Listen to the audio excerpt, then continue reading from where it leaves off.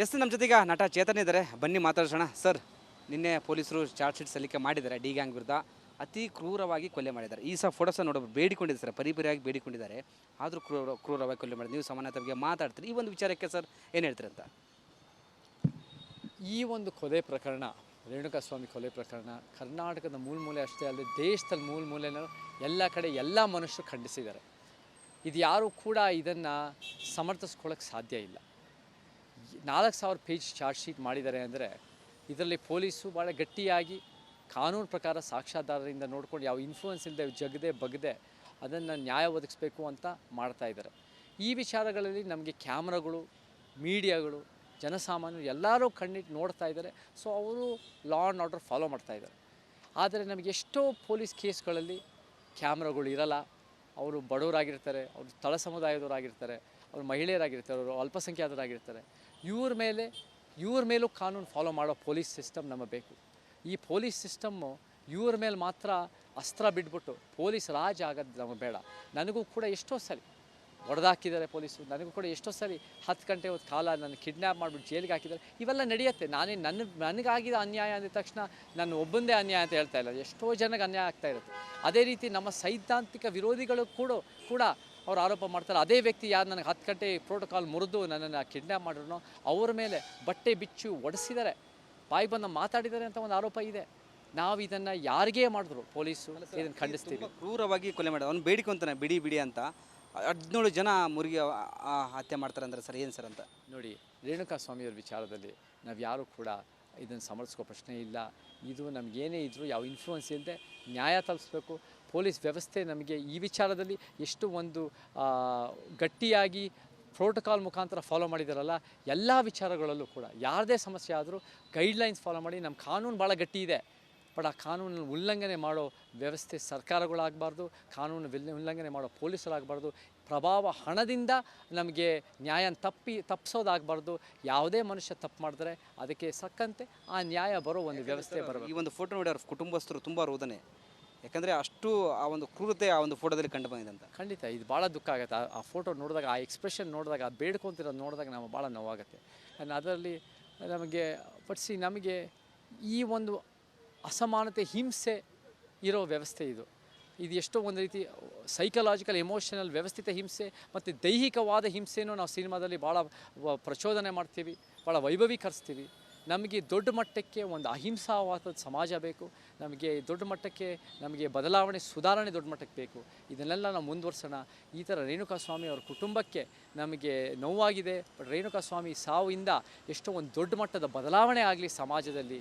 ಇಂಥ ಪೊಲೀಸು ಒಂದು ಗಟ್ಟಿಯಾಗಲಿ, ಇಂಥ ಕ್ರೂರತೆ ಮಾಡೋ ಯಾವುದೇ ವ್ಯಕ್ತಿ ಮೇಲೆ ಗಟ್ಟಿಯಾದ ಕ್ರಮ ಆಗಲಿ ಅಂತ ಹೇಳ್ತೀವಿ. ಈ ಸಾವು ಬರೀ ಒಂದೇ ಸಾವು ಆಗಬಾರ್ದು. ಈ ಸಾವು ಇಂದ ದೊಡ್ಡ ಮಟ್ಟದ ಸಾಮಾಜಿಕ ಜಾಗೃತಿ ಆಗಿ ಪೊಲೀಸ್ ಬದಲಾವಣೆ ಆಗೋ ಕೇಳ್ತೀವಿ.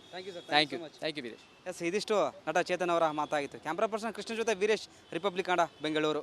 ಎಸ್ ನಮ್ಮ ಜೊತೆಗ ನಟ ಚೇತನ್ ಇದ್ದಾರೆ, ಬನ್ನಿ ಮಾತಾಡ್ಸೋಣ. ಸರ್, ನಿನ್ನೆ ಪೊಲೀಸರು ಚಾರ್ಜ್ ಶೀಟ್ ಸಲ್ಲಿಕೆ ಮಾಡಿದ್ದಾರೆ. ಡಿ ಗ್ಯಾಂಗ್ ವಿರುದ್ಧ ಅತಿ ಕ್ರೂರವಾಗಿ ಕೊಲೆ ಮಾಡಿದ್ದಾರೆ. ಈ ಫೋಟೋಸ್ ನೋಡೋದು ಬೇಡಿಕೊಂಡಿದ್ದಾರೆ ಸರ್, ಪರಿಪರಿಯಾಗಿ ಬೇಡಿಕೊಂಡಿದ್ದಾರೆ. ಆದರೂ ಕ್ರೂರವಾಗಿ ಕೊಲೆ ಮಾಡಿದ್ದಾರೆ. ನೀವು ಸಮಾನತೆ ಬಗ್ಗೆ ಮಾತಾಡ್ತೀರಿ. ಈ ಒಂದು ವಿಚಾರಕ್ಕೆ ಸರ್ ಏನು ಹೇಳ್ತೀರಿ ಅಂತ? ಈ ಒಂದು ಕೊಲೆ ಪ್ರಕರಣ, ರೇಣುಕಾಸ್ವಾಮಿ ಕೊಲೆ ಪ್ರಕರಣ ಕರ್ನಾಟಕದ ಮೂಲೆ ಅಷ್ಟೇ ಅಲ್ಲದೆ ದೇಶದಲ್ಲಿ ಮೂಲೆನೂ ಎಲ್ಲ ಕಡೆ ಎಲ್ಲ ಮನುಷ್ಯರು ಖಂಡಿಸಿದ್ದಾರೆ.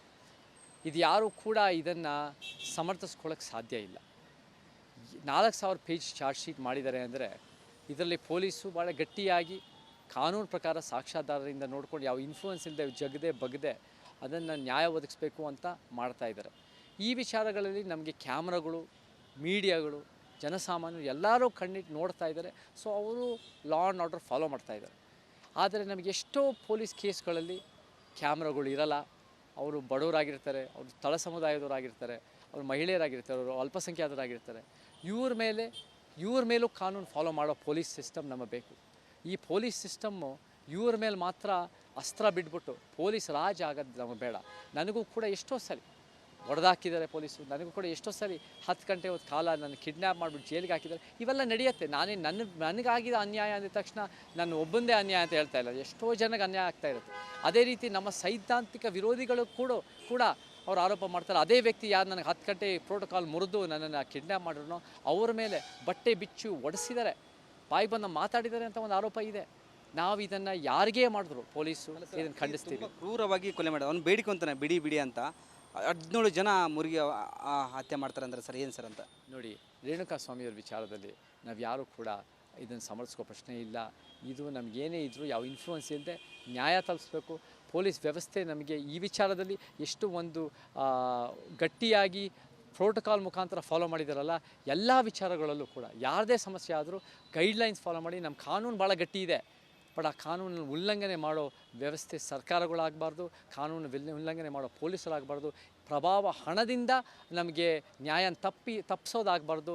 ಯಾವುದೇ ಮನುಷ್ಯ ತಪ್ಪು ಮಾಡಿದ್ರೆ ಅದಕ್ಕೆ ಸಕ್ಕಂತೆ ಆ ನ್ಯಾಯ ಬರೋ ಒಂದು ವ್ಯವಸ್ಥೆ ಬರಬೇಕು. ಈ ಒಂದು ಫೋಟೋ ನೋಡಿ ಅವ್ರ ಕುಟುಂಬಸ್ಥರು ತುಂಬ ರೋದನೆ, ಯಾಕಂದರೆ ಅಷ್ಟು ಆ ಒಂದು ಕ್ರೂರತೆ ಆ ಒಂದು ಫೋಟೋದಲ್ಲಿ ಕಂಡು ಬಂದಿದೆ ಅಂತ. ಖಂಡಿತ ಇದು ಭಾಳ ದುಃಖ ಆಗುತ್ತೆ. ಆ ಫೋಟೋ ನೋಡಿದಾಗ, ಆ ಎಕ್ಸ್ಪ್ರೆಷನ್ ನೋಡಿದಾಗ, ಆ ಬೇಡ್ಕೊತಿರೋದು ನೋಡಿದಾಗ ನಮಗೆ ಭಾಳ ನೋವಾಗುತ್ತೆ. ಆ್ಯಂಡ್ ಅದರಲ್ಲಿ ನಮಗೆ ನಮಗೆ ಈ ಒಂದು ಅಸಮಾನತೆ, ಹಿಂಸೆ ಇರೋ ವ್ಯವಸ್ಥೆ ಇದು ಎಷ್ಟೋ ಒಂದು ರೀತಿ ಸೈಕಲಾಜಿಕಲ್, ಎಮೋಷನಲ್, ವ್ಯವಸ್ಥಿತ ಹಿಂಸೆ ಮತ್ತು ದೈಹಿಕವಾದ ಹಿಂಸೆನೂ ನಾವು ಸಿನಿಮಾದಲ್ಲಿ ಭಾಳ ಪ್ರಚೋದನೆ ಮಾಡ್ತೀವಿ, ಭಾಳ ವೈಭವೀಕರಿಸ್ತೀವಿ. ನಮಗೆ ದೊಡ್ಡ ಮಟ್ಟಕ್ಕೆ ಒಂದು ಅಹಿಂಸಾವಾದ ಸಮಾಜ ಬೇಕು. ನಮಗೆ ದೊಡ್ಡ ಮಟ್ಟಕ್ಕೆ ನಮಗೆ ಬದಲಾವಣೆ, ಸುಧಾರಣೆ ದೊಡ್ಡ ಮಟ್ಟಕ್ಕೆ ಬೇಕು. ಇದನ್ನೆಲ್ಲ ನಾವು ಮುಂದುವರ್ಸೋಣ.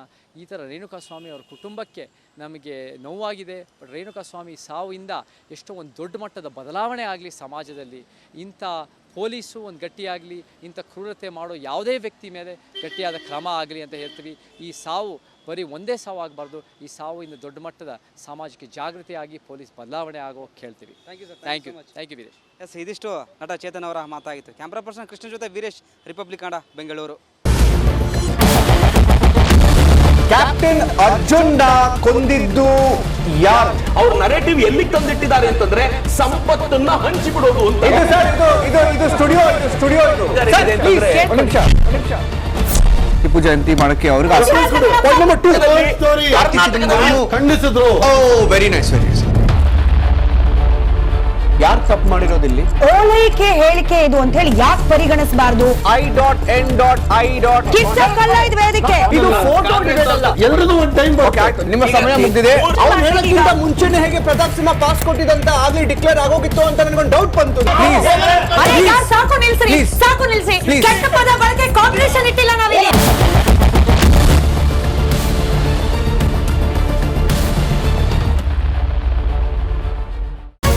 ರಿಪಬ್ಲಿಕ್ ವರ್ಡ್ ಆಪ್ ಇದು ಕೇವಲ ಅಪ್ಲಿಕೇಶನ್ ಅಲ್ಲ, ಸಮಗ್ರ ಸುದ್ದಿಗಳ ಸಂಪರ್ಕ ಮಾರ್ಗಕ್ಕೆ ಕ್ರಾಂತಿಕಾರಿ ಬದಲಾವಣೆ. ರಿಪಬ್ಲಿಕ್ ವರ್ಡ್ ಆಪ್ ಕೇವಲ ಸುದ್ದಿ ಅಪ್ಲಿಕೇಶನ್ ಪರಿಚಯಿಸ್ತಾ ಇಲ್ಲ, ಬದಲಾಗಿ ಡಿಜಿಟಲ್ ಸುದ್ದಿ ಬಳಕೆಯ ಹೊಸ ಯುಗಕ್ಕೆ ನಾಂದಿ ಹಾಡ್ತಾ ಇದೆ. ಇದೊಂದು ಬ್ರೇಕಿಂಗ್ ನ್ಯೂಸ್, ಪ್ರಭಾವಶಾಲಿ ಕಾರ್ಯಕ್ರಮಗಳಿಗೆ ಗಟ್ಟಿಯಾದ ನ್ಯೂಸ್. ಇಲ್ಲಿ ಕೇವಲ ತಾಜಾ ಸುದ್ದಿ, ಅದರ ನೇರ ಪ್ರಸಾರ ಮತ್ತು ಚರ್ಚೆಗಳಿಗೆ ಮಾತ್ರ ಅವಕಾಶ. ರಿಪಬ್ಲಿಕ್ ವರ್ಲ್ಡ್ ಆ್ಯಪ್ ಡೌನ್ಲೋಡ್ ಮಾಡಿಕೊಳ್ಳಿ. ಗೂಗಲ್ ಪ್ಲೇಸ್ಟೋರ್ ಮತ್ತು ಆಪಲ್ ಆ್ಯಪ್ ಸ್ಟೋರ್ನಲ್ಲಿ ಲಭ್ಯವಿದೆ.